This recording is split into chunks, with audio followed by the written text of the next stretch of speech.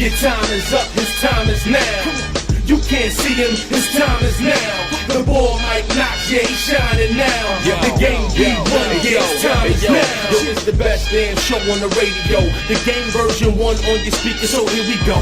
Mike Knox, the Triple X hardcore host with the most, is the explosive, most electrifying coast to coast. Get ready for sports, entertainment, and all that. If you don't like the way he brag, you can really fall back. Confidence is what you call that. Every Saturday from 6 to 7, you know that it's all black.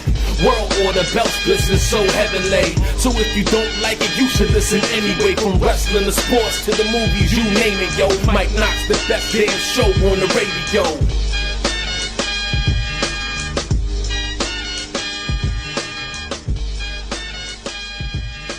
You know what I'm saying? I'm like, okay, if I got to choose a black dude out of the two, well, Otunga should be gone. So I'm looking at, if you in this business as a wrestling fan and as a wrestling promoter to make money, Otunga's making you what? When you have you right here, when they're trying to go to, especially now with what CM Punk then did with the pipe bomb, okay, and he's trying to maybe turn them around a little bit. I think you can fit with what they're trying to do right now. Is there a chance for you to ever go back? I mean, you never say never in any business, in any professional business, or any venture in life. You never say never. My opinions of WWE are what they are, and if they would ever contact me, then, I would go under my own conditions. But because now, I spent almost 4 years there and almost 8 years, in the wrestling business, so I understand it more. Whereas before, I didn't understand it. I was a rookie, to that level of competition and of business, so I didn't really know. Now I know what to do. And, you look at David Otunga, for example, he's somebody who didn't have any experience. And, it was something that he was interested in, and he pursued it. And I say big up to him for doing it, and and getting as far as he has. The truth is, no, they didn't hire him because he was some professional athlete who can dunk basketballs and have firecrackers shoot out of his backside. They hired him because of who he is and who he's married to. Exactly. And there's no bones that's made about it, no secrets or to it or whatever. At the same time, Dave, he's not a slouch. Dave doesn't walk around pretending like he's the greatest wrestler in the world. No. What he does is, he doesn't. I'm going to keep it real. He doesn't. And he's not. Dave is not, it's not that he's terrible, but he's definitely improved. But I will say this, though. There was never a day when we were at Monday Night Raw or down in Tampa training where he never came to me and asked me to help him learn. Okay. And I applaud him for that. Like, Dave will tell me, and people, the opinions are what they are. No, Dave's not that good in the ring. He's not that polished. But what he does have is he's obviously got a great look. He's got a lot of charisma. And David, he can talk. But he doesn't have the experience in the ring, so it kind of hurts him because he's being put out and he's still not ready for where he is. But he's still making it work, But he works his butt off to get better. It's just, he can't help. He can't help where he is. I can't help where I am as far as the comparison of the two. You know what I'm saying? Right. But he tries. That's the beauty of it is that he's humble. He actually tries to get better. Now, you've been around. A lot of things have come out. All right. I had a fan of mine listen to the show. He said, "Hey, get Michael Tarver on." I tell the story to everybody. I said, "Okay, I haven't really tried. I reached out. You reached right back out. I appreciate that. God bless you for that. I really do. Thank you for joining us."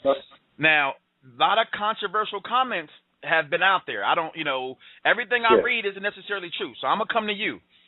The rumors that are being out there is that you said the words, not me, that you said John Cena broke your arm on purpose.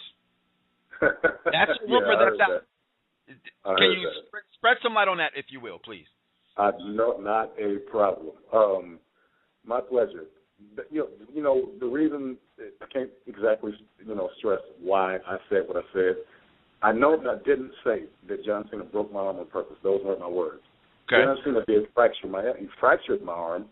I guess you could say it was an accident. He just wasn't very careful with what he was doing. Okay. But as far as maliciously swinging chair at me to break my arm, no, he didn't do that. But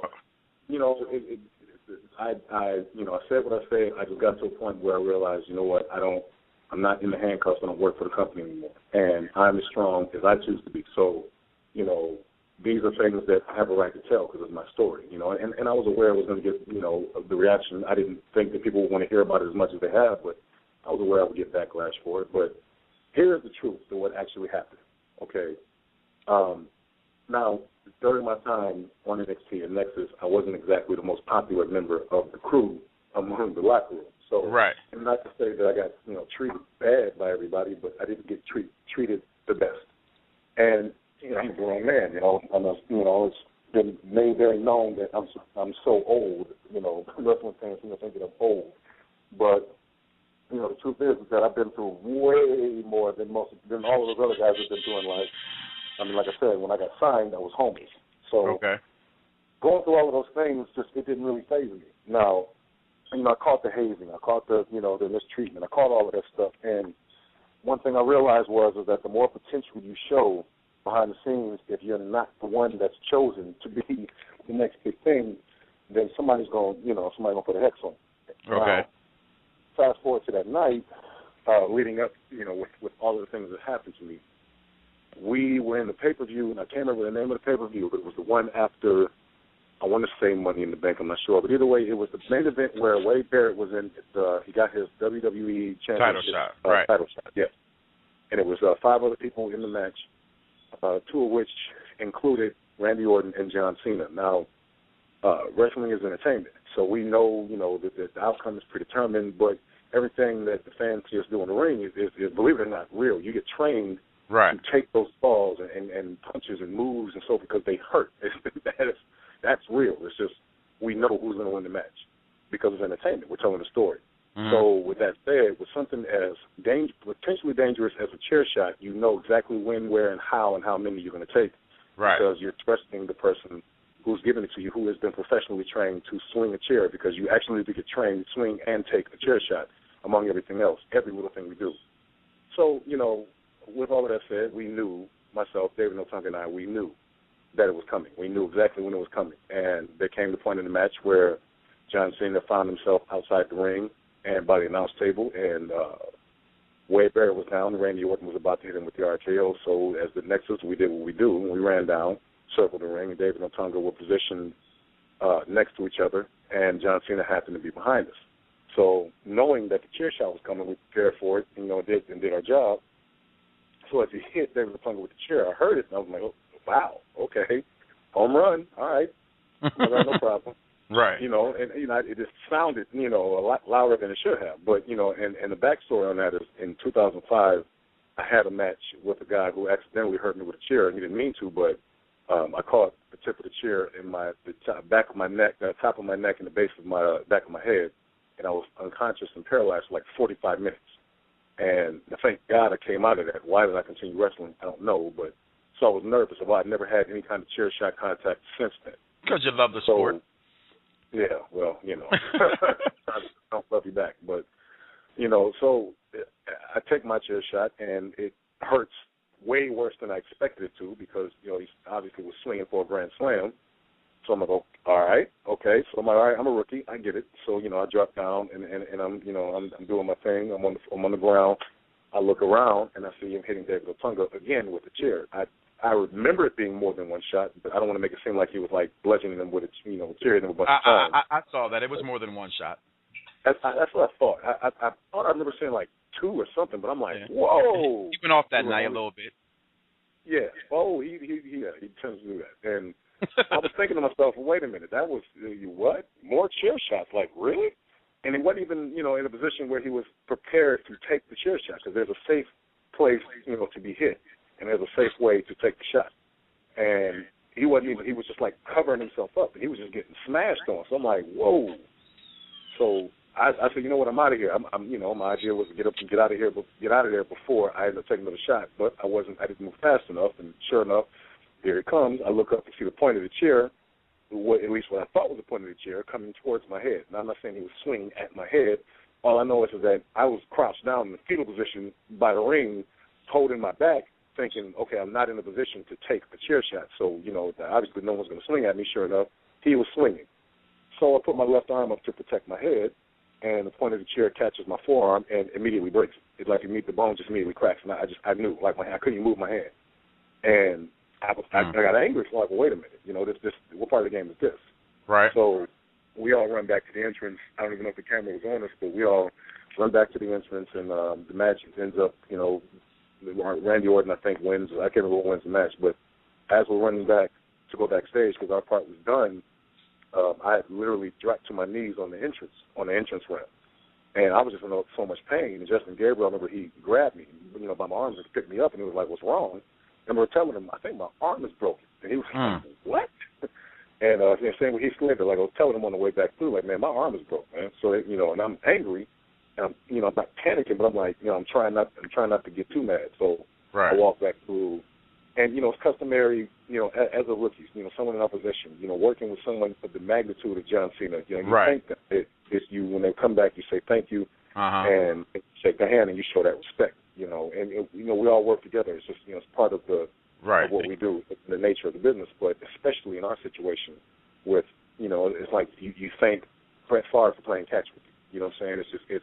Or giving you quarterback advice. It's the same thing. John Cena is of that magnitude. So I was angry, and I think I kicked over a trash can or something, and people were looking at me, and I'm trying to compose myself because I didn't want to lose my job and whatever. And then, I'm holding my arm, and everybody, which I didn't know, later on to find out, everybody kind of saw the shot and was like, "Whoa, that looked dangerous."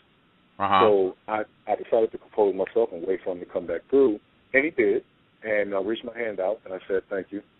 And he kept walking. He looked at me. I think he snickered a little bit, looked at me, and kept walking. So I'm like, "Really?" So, I turned to look at him. He made it about 2 or 3 steps. He turns, looks over his shoulder, laughs at me, and says, "How's the arm?" And I'm like tripping at this point. I'm like, "What?" So I'm like, all right. I said, I composed myself. I said, "It's fine, thank you." And I'm angry. Obviously, I let him know that I was, I was mad at him. But, I just kind of told him in that tone, and he just laughed again and walked off. And I'm thinking to myself, did that just happen? Right. And there was other conversations going after that, that night. But it was just one of those things where it's like, okay, what in the world do I do now? Now it's to the point where I'm not sick. You know what I'm saying? What do I do? And I decided to start firing back.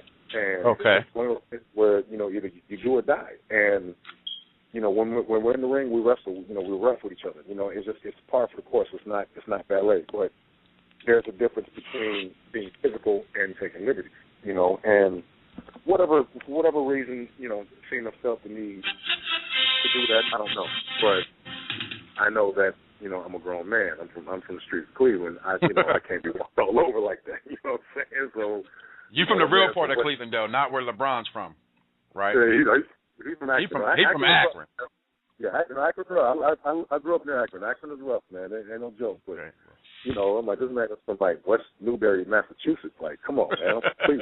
That was like that. Like, come on, man. So, did it ever escalate after that moment?